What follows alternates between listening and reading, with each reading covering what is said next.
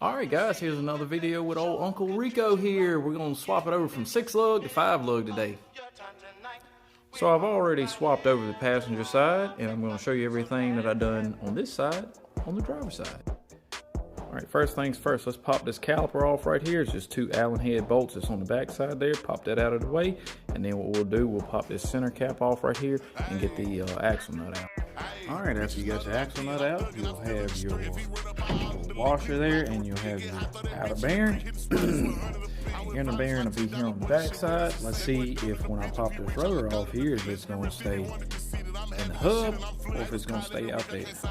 When I pull the hub off, the wheel bearing decided to stay in the hub, so all I did was put the axle nut back on, left the wheel bearing in the washer, and just slid the hub off, and just enough pressure against it, it'll pop off and leave the wheel bearing and the seal hanging right there on the stub, as you see. So what I'm going to do, I'm going to get this stuff cleaned up here, and we're going to pop the new rotor on. Alright folks, this is our new rotor here. This is a rotor for a 70 to 72 Chevrolet pickup truck. And then this is the rotor that come off of the truck. The truck was already converted over to disc brake before it was brought here.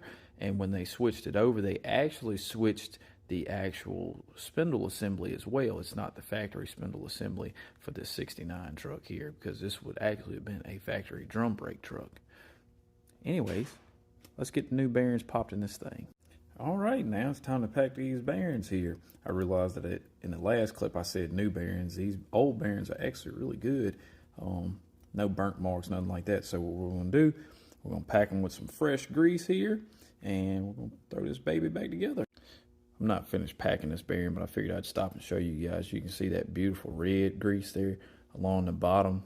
It's pushing out that old nasty brown grease up top there. And that's what you look for. Once you see all that nice red coming through, you figure you can stop and go and put your bearing in. If your man doesn't pack bearings the old-fashioned way, do you really have a man or no? Now what I like to do what my man refers to as big finger. Put some grease in the well inside that rotor right there.